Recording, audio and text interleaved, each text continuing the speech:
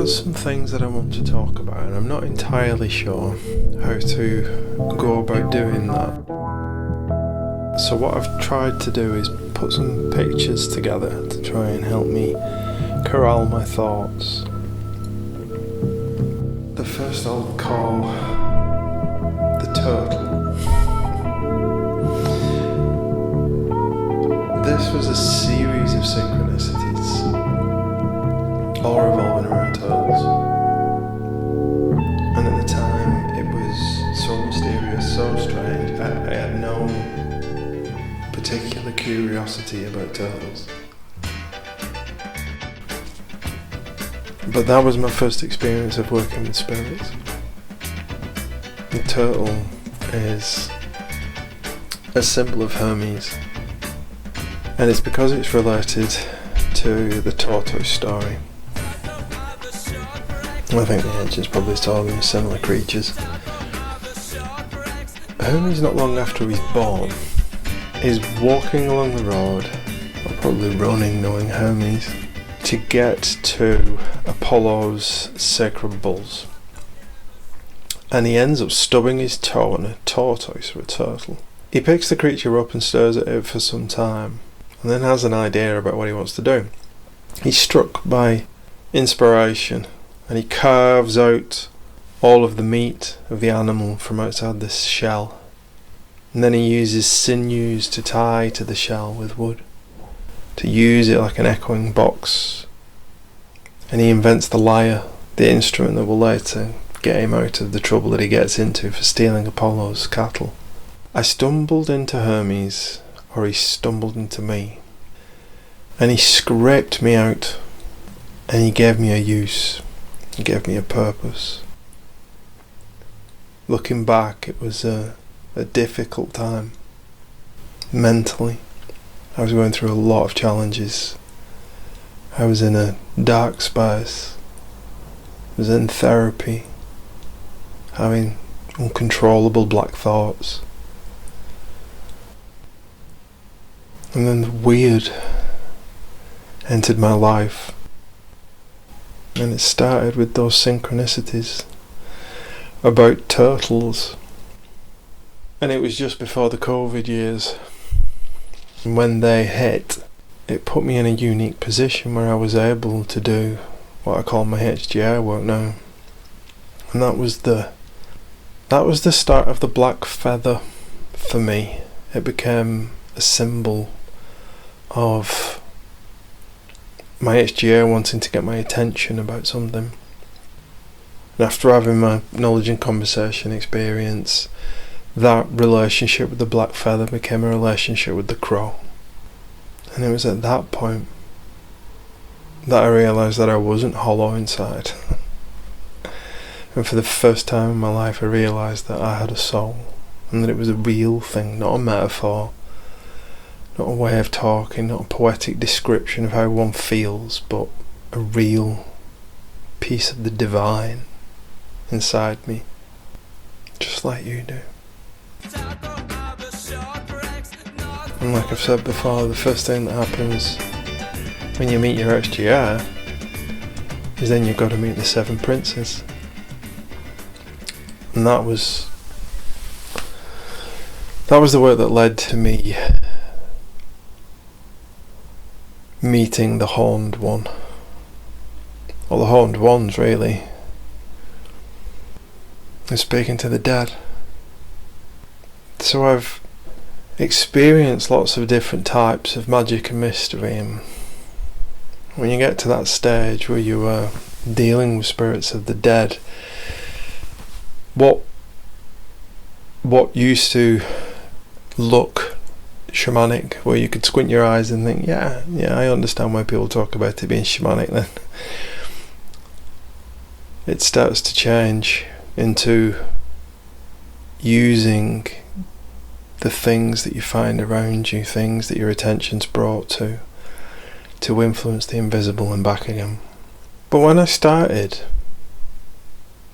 one of the synchronicities with turtles got me reading Ramsay Jukes. And the thing I like about Ramsay Jukes is the fact that he really gets you to think differently. He gets you to see things that you've seen a million times before in a very different way. And it reminded me of the story of the scientist who comes out from giving a lecture and is apprehended by a woman who tells him that he's got it all wrong and that the universe isn't set up like he said, and that the world is balanced on the back of 4 elephants who are stood on a giant turtle. And the scientist smiles and says, "That's very interesting. And what's the turtle stood on?" And without blinking, the lady says, "This turtle's all the way down."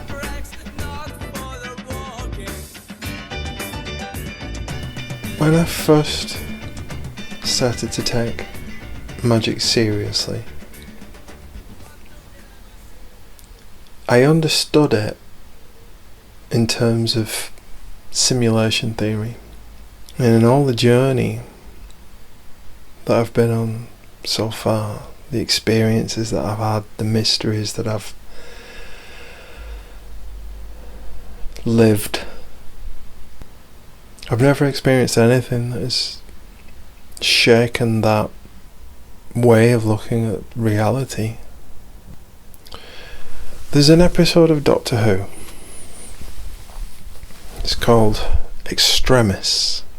It doesn't matter whether you've seen it or not. The premise is very simple. In the Vatican Library, there's a document, and it's under lock and key because anybody who reads it goes mad and ends up killing themselves. The document is called Extremis, and the metaphor, I think, is a useful one. Of course, the Doctor reads the document and they realise that they are living in a simulation.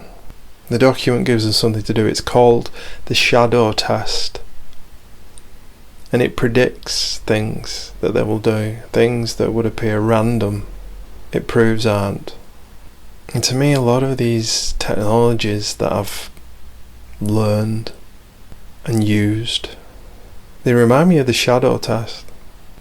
Magic isn't rational. These things aren't logical. They shouldn't work in the way we've been told that reality is. But they do. And I think all practitioners really need to sit with the implications of that, what it means. So I've started to develop some ideas. I call it Goetia Cyber Pirates. And these ramblings, thoughts, I might attempt to try and refine it into something useful. I've been practicing Goetic magic for some time now, and I see it as a technology. We've become completely obsessed with the idea of technology, but in very limited terms. If it's not digital, if it's not silicon based, then we don't really regard it as technology. But I think we're moving out of that frame of mind.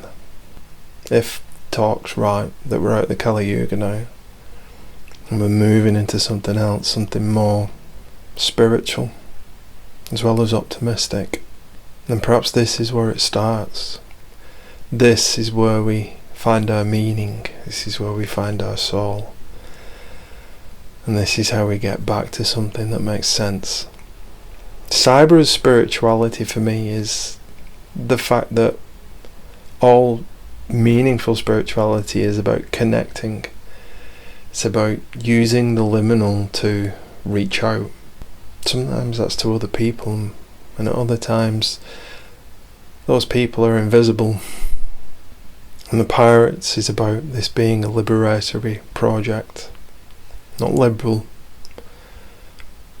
but focused on freedom. The freedom to think, the freedom to explore, the freedom not only to live how you want to, but taking responsibility for it. Our oldest European mythological motif. According to Mircea Eliade anyway, was what he called the Orphic, or the Orpheus motif. The idea of going into the underworld to rescue a soul and to bring it back again. It was only in the later stories where it became a tragedy, and it certainly makes it a better story. But in the original versions, Orpheus is successful. He is a good shaman who knows his way around the underworld. And to do that, we have to cooperate with the people who live there. Goetia is very much a cooperation between the living, the dead, and the gods. And to do that, we use the technology of the subtle self. And the subtle self is directly affected by what we do with this flesh and blood meat suit. I want to start bringing some different thinkers into the way that we talk about magic and Goetia, especially as digital technology becomes more and more intrusive, and that it's seen as being a way to improve what we have. I've slightly paraphrased McLuhan's famous quote, but I think it's essentially true that we make the tools and then the tools make us.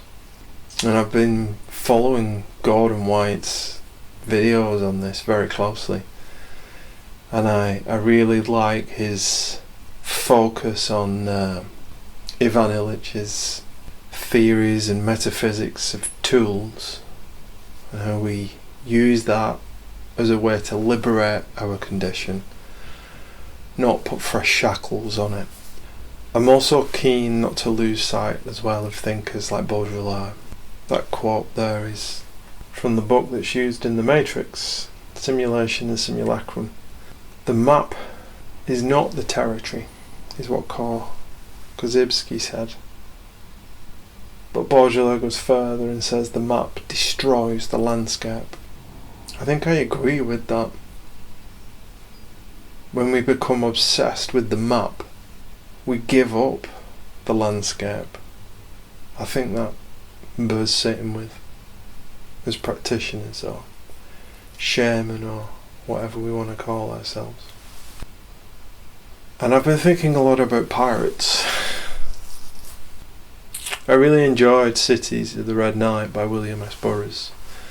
It's a really good imaginative exploration of what's possible when it comes to the anarchy of pirates, the freedom and responsibility that comes with any liberatory project. I'm also impressed with the work of Jason Giorgiani. I've posted things on my Instagram around his very good work around Saturnalia, which mirrors my own experiences of quite extreme stellar necromantic work.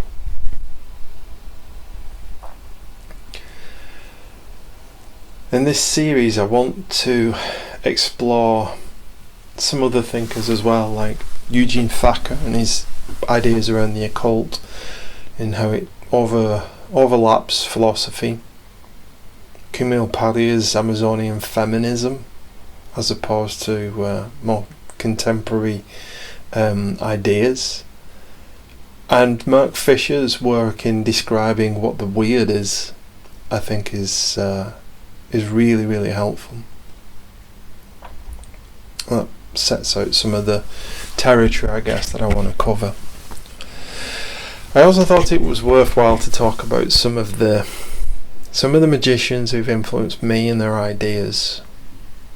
I started off with chaos magic in the 90s. I was reading Grant Morrison, I read The Invisibles, I read his articles and learned how to do sigils. Now here I am.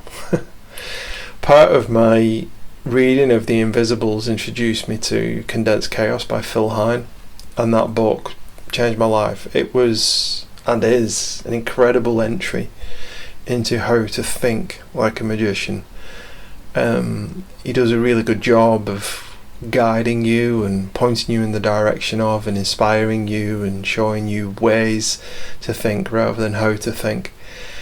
He also has a really good take on ethics, I think, as a practitioner as well, and ideas of courage and what that means when working with spirits, etiquette, what they look for, how to be useful to them. And certainly for me, one of the most helpful chapters in that book is around the dark night of the soul, and how the practitioner has to sit with those dark feelings and to walk into the darkest bit of the forest and to be very honest with themselves about what they don't like about themselves, which things they try to suppress, how that exhibits itself in their relationships with other people, and how we have to accept those elements, how to work with them. And he also does a good section on how to negotiate with those things that we might call demons. I've already mentioned Ramsay Dukes. He is such an incredible practitioner and such an amazing occult philosopher. His commitment to doing the Abramelin operation in the 70s was certainly a big influence on me. His philosophy and ideas, his reshaping of magic as a direction rather than a place, I think is an excellent way of trying to explain magical thinking. The fact that it's a way of doing things, that it's like a cardinal direction. North is in a particular direction, it's maybe not necessarily a place. He was also the one that really encouraged my thinking around simulation theory and artificial intelligence. His work in the 80s, Words Made Flesh, really doesn't get enough attention. Everybody should read that, especially now. And it's certainly something I'm going to try and dip into quite heavily with these think pieces. He does a really good line of sleight of mind, as the chaos magicians might call it, using thinking as a way to open doors. And he does a great line about belief, and that it's something that we imbue on other things, rather like significance, in a way that every practitioner should be familiar with. And then the third practitioner I wanted to talk about is obviously my main inspiration for my personal practice, Jake Stratton-Kent.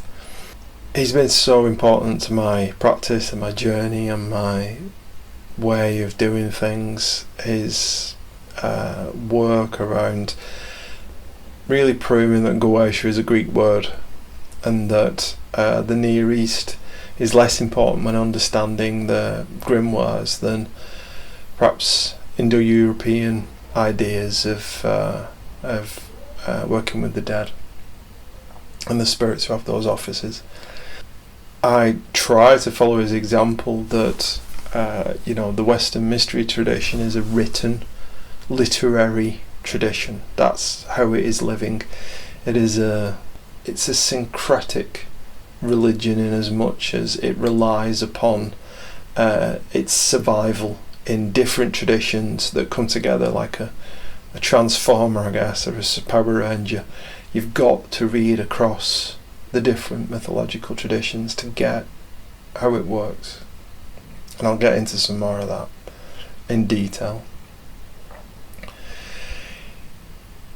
He also pointed out that theurgy and Goetia are not that different, and despite Agrippa trying to describe them with clear blue water between them, that really isn't the case in practice, and that we can perhaps see Goetia and theurgy really as being the same practice. It's using the same ladder, perhaps just on different rungs.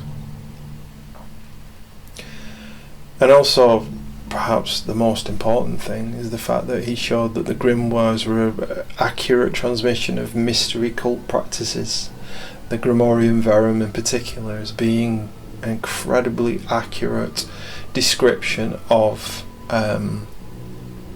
what was taught in the mystery schools, and that our initiation into that asks serious questions about eschatology. And I guess if there is anything for a jumping off point for me in my thinking about this, it's that chapter in the Encyclopedia Goetia. If we take all those 5 books as being one, his readings of Origin and some of the passages within the Goetia, I think ask serious questions about how we understand what happens next and how that should impact our personal ethics.